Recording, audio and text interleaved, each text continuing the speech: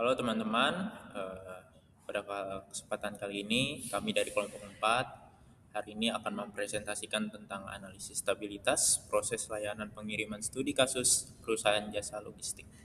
Dan di sini saya akan memperkenalkan teman-teman saya yang terutama ada Adam Yusari, yang kedua Daniel Bagas, yang ketiga Lutfia, yang keempat Melani, yang kelima Dezan, yang keenam Muhammad Maulana Fikri, yang ketujuh Rizka Kinanti. Oke, berikutnya pada bacaan pertama kami akan membacakan tentang latar belakang dan dampak masalah yang akan dibacakan oleh Adam Miswari. Ya, jadi dalam industri jasa logistik, ketepatan waktu pengiriman menjadi faktor penting yang memengaruhi kepuasan pelanggan. Namun, perusahaan menghadapi masalah berupa waktu pengiriman yang tidak konsisten, sehingga terkadang pengiriman berjalan cepat dan di lain waktu mengalami keterlambatan. Dan yang selanjutnya adalah dampak masalah. Dampak masalah ini ada tiga. Yang pertama, menurunnya kepuasan pelanggan, dan yang kedua adalah meningkatnya jumlah keluhan. Yang ketiga adalah menurunnya kepercayaan terhadap layanan, berpotensi kehilangan pelanggan. Baik, untuk slide berikutnya ada identifikasi permasalahan yang akan dibacakan oleh Lutfia. Yang pertama ada permasalahan utama, perusahaan menemukan bahwa proses pengiriman belum berjalan secara stabil dan konsisten.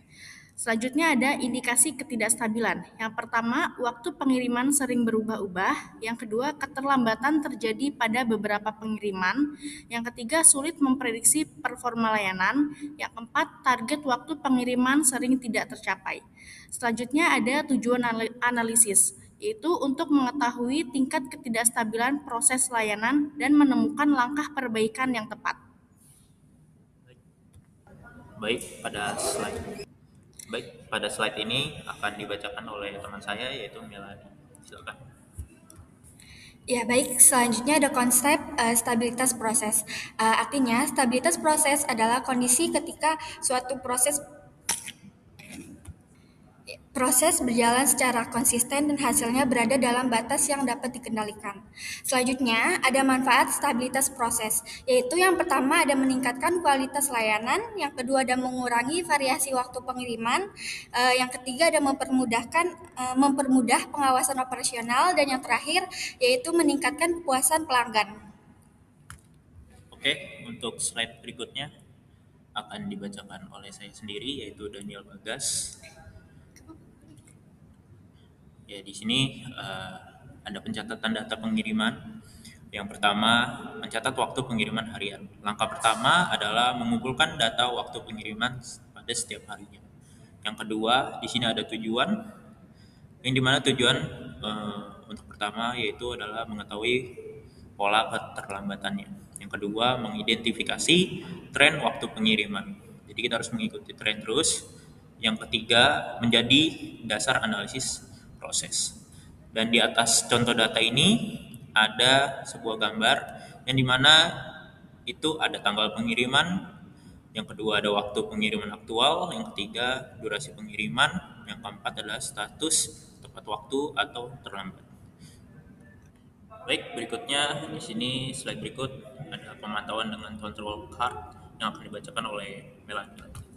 Ya, di sini bagan kendali atau control card digunakan untuk memantau stabilitas proses pengiriman berdasarkan data yang telah dikumpulkan. Melalui grafik ini, perusahaan dapat melihat apakah waktu pengiriman masih berada dalam batas normal atau terdapat penyimpanan yang menunjukkan adanya masalah pada proses operasional. Dengan pemantauan secara rutin, perusahaan dapat lebih cepat mengidentifikasi penyebab keterlambatan, mengambil tindakan perbaikan yang tepat, serta menjaga konsistensi kualitas layanan agar sesuai dengan standar yang telah ditetapkan. Baik, pada slide ini akan dibacakan oleh teman saya yaitu Mafik. Silakan Mafik. Selanjutnya ada perbandingan dengan standar perusahaan. Langkah berikutnya adalah membandingkan hasil pengiriman aktual dengan standar atau target perusahaan. Perbandingan ini dilakukan untuk mengetahui apakah kinerja layanan sudah memenuhi target yang ditentukan.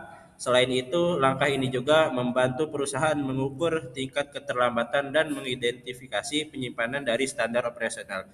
Dengan adanya evaluasi terhadap target, perusahaan dapat meningkatkan proses pengiriman, menjaga konsentrasi layanan, serta mengurangi kemungkinan keterlambatan di masa mendatang.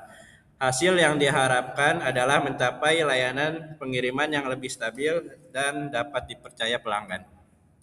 Baik, untuk slide berikutnya akan dibacakan teman saya yaitu Rizka Kinanti. Silakan.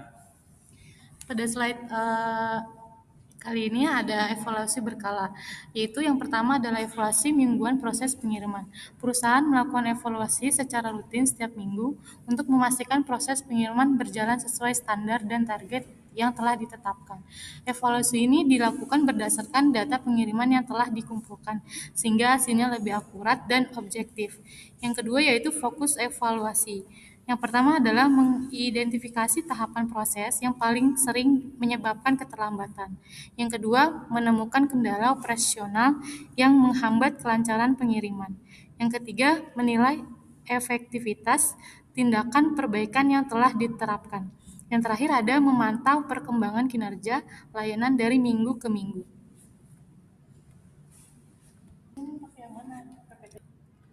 Baik, untuk slide berikutnya akan dibacakan oleh teman saya yaitu Deza. Selanjutnya, keterlibatan karyawan. Membangun kesadaran komitmen karyawan. Karyawan memiliki peran penting dalam menjaga stabilitas proses pengiriman karena mereka terlibat langsung dalam setiap tahapan operasional. Oleh karena itu, perusahaan perlu membangun kesadaran bahwa kualitas layanan dan ketepatan waktu pengiriman merupakan tanggung jawab bersama. Upaya yang dilakukan. Yang pertama itu memberikan pelatihan mengenai standar operasional pengiriman, kedua meningkatkan komunikasi dan koordinasi antar tim kerja, ketiga memberikan pemahaman tentang pentingnya menjaga kualitas layanan, yang keempat mendorong karyawan untuk berpartisipasi dalam memberikan solusi perbaikan proses. Baik, untuk berikutnya akan dibacakan oleh Daniel Bagas, yaitu saya sendiri sebagai moderator. Saya akan membacakan kesimpulan.